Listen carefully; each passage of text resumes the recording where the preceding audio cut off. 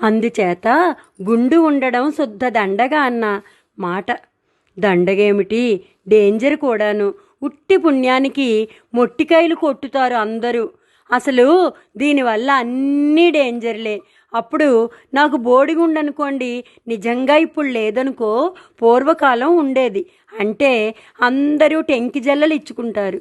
అప్పుడే నేను గట్టిగా వాళ్ళను కోప్పడేస్తాను. ఒక్కసారి నిజం కొరడాతో కొట్టేస్తాను. అప్పుడు టెంకి జల్ల కొట్టిన వాళ్ళే నన్ను పెంకి వెధవాయి అంటారు. వీటన్నింటికీ ఫలితం గుండుండడమే కదా. ఇంకోటి, ఈ గుండు మనకి ఉంటేనే డేంజర్ కాదు, ఎవళ్ళకి ఉన్నా డేంజరే. అన్నీ డేంజర్లే. ఇప్పుడు సంబరానికి మా నాన్నతో కలిసి వెళ్తామనుకో, అక్కడ గుండు ఉండేవాళ్ళు చాలామంది ఉంటారు. మా నాన్న మనని ఎత్తుకుంటాడు కదూ, అందుకని మనం ఎంచక్కా దగ్గరికి వచ్చిన ప్రతివాడి గుండు మీద ఓ మొట్టికాయో, అందకపోతే తేలిగ్గా ఓ జల్లకాయో కొడతాం కదా. కొట్టాలని కొట్టం, అలా కొట్టబుద్ధేస్తుంది. నీకైనా సరే. ఓసారి మా నాన్న నన్ను సంబరానికి తీసుకెళ్ళాడు. నన్ను ఎత్తుకోవద్దు సుమా, నా అంతవాడిని నేను అని నాన్నను ముందస్తుగానే బెదిరించాను. బెదిరించడం అంటే ఏమిటి?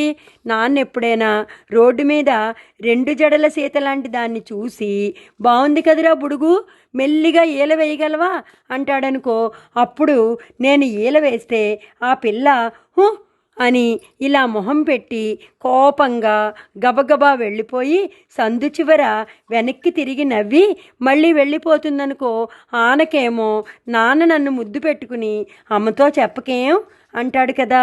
నాన్న ముద్దిస్తే అమ్మకి ఎందుకు చెప్పకూడదు? అయినా నాన్న వద్దన్నాడుగా, అందుకని నేను చెప్తానంటాను కదూ. అది బెదిరించడం అంటే. చెప్తే పళ్ళు రాలగొట్టేస్తానని నాన్న అంటాడు చూడు, అది కూడా బెదిరించడమే. ఏం ఎత్తుకోవద్దని నేను ముందస్తుగానే బెదిరించానా? జనం మట్టేస్తారు వెధవా అని నాన్న నా మాట వినకుండా ఎత్తుకున్నాడు. సరే నాకేం అని నేను దగ్గరిసా వచ్చిన వాళ్ళ నెత్తి మీద మొట్టికాయలు కొట్టేస్తున్నాను. ఎవళ్ళు కొట్టారో వాళ్ళకి తెలియటం లేదనుకో, కానీ అంతట్లోకి ఇంకో తళతళా మెరిసిపోయే గుండువాడు దగ్గరికి వచ్చాడు. వాణ్ణి నేను పూర్వం ఎరుగుదును, కానీ ఎప్పుడూ తలపాగా పెట్టుకునే కనబడేవాడు నాకు. అందుకని ఆయనకి అలాంటి గుండు ఉందని తెలియదు నాకు, మా నాన్నకి తెలీదు.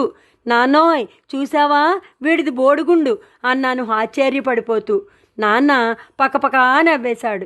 నేను కూడా నవ్వేస్తున్నాను.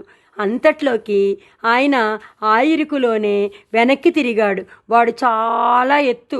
నాన్నకన్నాను, నాన్న నన్ను ఎత్తుకున్నంత ఎత్తు. ఏమిటా పొగరు, ఎందుకలా నవ్వుతారు అన్నాడు వాడు. నా ఇష్టం, నీ గుండు చూసి నవ్వొచ్చింది అన్నాను నేను. చెస్, నీతో ఎవడు మాట్లాడాడు అన్నాడు వాడు.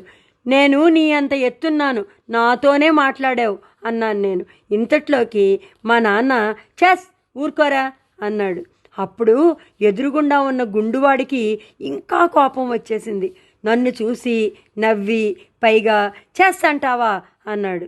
నిన్ను కాదు, మా అబ్బాయిని అన్నాడు నాన్న. నన్నే అన్నాడు వాడు కోపంగా. వాడు మా నాన్నకి ప్రైవేట్ చెప్పేస్తాడని నాకు అనుమానం వేసింది. అందుకని నిజం చెప్పేశాను. ఏయ్ అబ్బి, మా నాన్న నిన్ను చూసి నవ్వాడు, నన్ను చూసి నవ్వాడు, నన్ను చెస్ అన్నాడు అని చెప్పేశాను. ఎందుకు నవ్వాలి అంటాను అన్నాడు. నేను నవ్వలేదు, నాకు ఇదే పనా అన్నాడు నాన్న. నీకేం పనో నాకేం తెలుసు, నువ్వు నవ్వావంతే అన్నాడు వాడు. మా నాన్నకి రెవెన్యూ బోర్డులో పని అని చెప్పా నేను. నా మాట ఎవ్వళ్ళు వినలేదు. నేను నవ్వలేదని అబద్ధం చెప్తాడు నాన్న. నువ్వు నవ్వావు అని నిజం చెప్తాడు వాడు. ఎలాగా? అంతట్లోకి నాకు మొట్టికాయ సంగతి జ్ఞాపకం వచ్చింది. ఆ సందట్లో చటుక్కున ఒక్కటి కొట్టాను.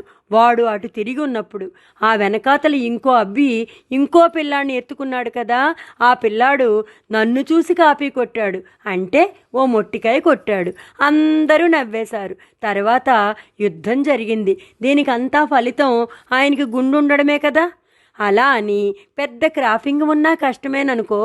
గుండు ఉంటే ప్రైవేట్ మాస్టర్ ఒక దెబ్బ కొట్టేసరికి పారిపోవచ్చు. అదే క్రాపింగ్ ఉంటేనా ముందస్తుగా జుట్టు గట్టిగా పట్టుకుని తర్వాత చాలాసేపు చితక్కొట్టేస్తారు. ఒక్కోసారి ఇలా పైకెత్తి పట్టుకుంటారు. ఇందాక చెప్పానే సంబరంలో సంగతి.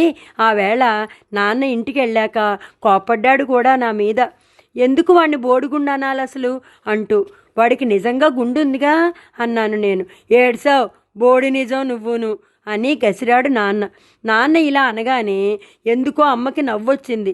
వాడు చెప్పిన నిజం దాన్ని గురించే కదా అంది. అప్పుడు నాన్నకి నిజం కోపం వచ్చింది. వేళాపాళా ఉండద్దు నిజం చెప్పడానికి అన్నాడు.